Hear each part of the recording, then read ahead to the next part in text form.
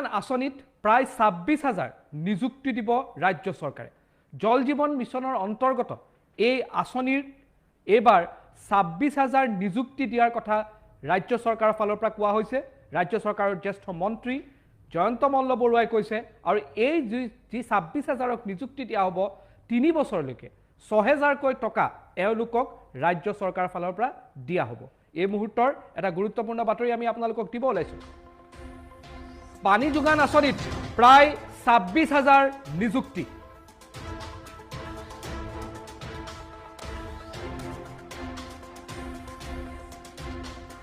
প্ৰশিক্ষণৰ অন্তত নিযুক্তি প্ৰদান কৰিব ৰাজ্য চৰকাৰে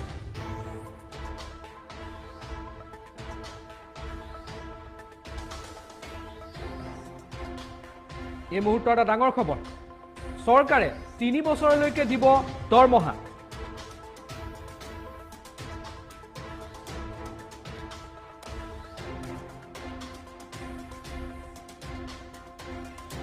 জলমিত্ৰসকলক চৰকাৰে প্ৰতি মাহে ৩ বছৰলৈ ৬,৫০০কৈ টকা দিব এই মুহূৰ্তৰ এটা ডাঙৰ খবৰ ৰাজ্য চৰকাৰে দিব জলমিত্ৰ নামেৰে নতুনকৈ নামাকৰণ কৰা হৈছে স্বেচ্ছাসেৱকসকলক এই মুহূৰ্তৰ এটা ডাঙৰ খবৰ আমি আপোনালোকক দি আছো জলমিত্ৰ নামেৰে নতুনকৈ স্বেচ্ছাসেৱকসকলক নামাকৰণ কৰা হৈছে পানী যোগান আঁচনিত স্বেচ্ছাসেৱক হিচাপে দিয়া হ'ব তেওঁলোকক প্ৰশিক্ষণ পানী যোগান আঁচনিত স্বেচ্ছাসেৱক হিচাপে এওঁলোকক প্ৰশিক্ষণ দিয়া হ'ব জল জীৱন আঁচনিৰ সম্পূৰ্ণ হৈ উঠাৰ লগে লগে প্ৰায় ২৬,০০০ স্বেচ্ছাসেৱকক দিয়া হ'ব নিযুক্তি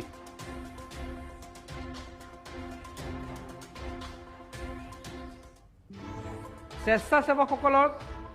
জলমিত্ৰ হিচাপে নামাকৰণ কৰা হৈছে নতুনকৈ এওঁলোকক নামাকৰণ কৰা হৈছে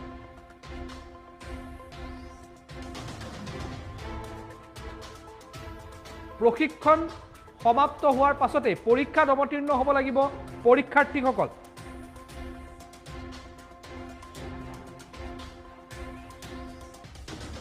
এই মুহূৰ্তৰ এটা ডাঙৰ খবৰ আমি আপোনালোকক দি আছো এই মাহতে প্ৰথমটো শাখাৰ নিযুক্তি পত্ৰ প্ৰদান কৰিব ৰাজ্য চৰকাৰে জল জীৱন মিছনৰ অন্তৰ্গত এই পানী যোগান আঁচনিত ২৬,০০০ নিযুক্তি দিয়া হ'ব আৰু নতুনকৈ নিযুক্তিৰ বাবে প্ৰাৰ্থীসকল উত্তীৰ্ণ হ'ব লাগিব দ্বাদশ শ্ৰেণী উত্তীৰ্ণ হ'ব লাগিব এয়া শিক্ষাগত অৰ্হতা থাকিব লাগিব কিন্তু যিসকল পূৰ্বতে কাম কৰি আছে তেওঁলোকে নিজৰ কাম কৰি যাব পাৰিব কিন্তু নতুনকৈ যি নিযুক্তি দিয়া হ'ব এই ২৬,০০০ৰ শিক্ষাগত অৰ্হতা হ'ব লাগিব হায়াৰ ছেকেণ্ডেৰী পাছ পানী যোগান আঁচনি যি ঘৰে ঘৰে পানী দিয়াৰ আঁচনি প্ৰস্তুত কৰা হৈছে জল জীৱন মিছনৰ অন্তৰ্গত কেন্দ্ৰীয় চৰকাৰৰ প্ৰধানমন্ত্ৰী নৰেন্দ্ৰ মোদীৰ ড্ৰিম প্ৰজেক্ট য'ত পানীৰ অধিকাৰ দিয়া হৈছে প্ৰতি ব্যক্তিক ৫৫ লিটাৰ পানীৰ অধিকাৰ দিয়া হৈছে গ্ৰাম্যাঞ্চলসমূহত আৰু সেই আঁচনিৰ অন্তৰ্গত কিছু নিযুক্তি হ'ব আৰু ২৬,০০০ নিযুক্তিত দিয়া হ'ব জলমিত্ৰ হিচাপে আৰু ৩ বছৰলৈ ৬,৫০০কৈ টকা ৰাজ্য চৰকাৰে দি যাব এই জলমিত্ৰসকলক এই মুহূৰ্তৰ এই ডাঙৰ খবৰটো আমি আপোনালোকক দিছো ৰাজ্য চৰকাৰৰ মন্ত্ৰী জয়ন্ত মল্ল বৰুৱাই এই বিষয়ে ঘোষণা কৰিছে কি কৈছে ৰাজ্য চৰকাৰৰ মন্ত্ৰীজনে মন্তব্য আগবঢ়াইছে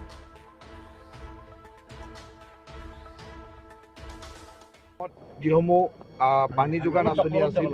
এই পানী যোগান আঁচনিৰ যিসমূহ স্বেচ্ছাসেৱক বা ভলেণ্টিয়াৰ্ছ বুলি কওঁ এই ভলেণ্টিয়াৰ্ছসকলক নতুন নামাকৰণেৰে জলমিত্ৰ নামেৰে নামাকৰণ কৰি তেওঁলোকৰ প্ৰশিক্ষণ আৰম্ভ কৰিলে 10 দিনীয়া প্ৰশিক্ষণ হ'ব অসমত যেতিয়া জল জীৱন আঁচনি সম্পূৰ্ণ হৈ উঠিব প্ৰায় ২৫-২৬,০০০ এই জলমিত্ৰ থাকিব প্ৰতিটো আঁচনিৰ কাৰণে এজনকৈ আৰু যিবিলাক ডাঙৰ আঁচনি য'ত ৰিভাৰ চ'ৰ্চ আছে তাত হয়তো ২-৩জনো থাকিব তেনেকৈ এই জলমিত্ৰসকলৰ জৰিয়তে আমি এই আঁচনিসমূহ ছাকচেছফুল কৰিব লাগিব আৰু তেওঁলোকৰ এই 10 দিনীয়া প্ৰশিক্ষণ আজিৰ পৰা আৰম্ভ হ'ল তেওঁলোকে এই প্ৰশিক্ষণ লোৱাৰ পিছত এটা পৰীক্ষা দিব লাগিব পৰীক্ষাত উত্তীৰ্ণ হ'লে তাৰ পিছতে আমি এই মাহৰ শেষৰ ফালে প্ৰথমটো বেটছৰ জলমিত্ৰসকলৰ এংগেজমেণ্ট লেটাৰ আমি গুৱাহাটীত চেৰেমনিয়েলি মাননীয় মুখ্যমন্ত্ৰী মহোদয়ৰ উপস্থিতিত দিম আৰু তেওঁলোকে এই এংগেজমেণ্ট লেটাৰ পোৱাৰ লগে লগে আৰু ট্ৰেইনিং কমপ্লিট কৰাৰ লগে লগে তেওঁলোকে ৬,৫০০ টকাকৈ মাননি পাই থাকিব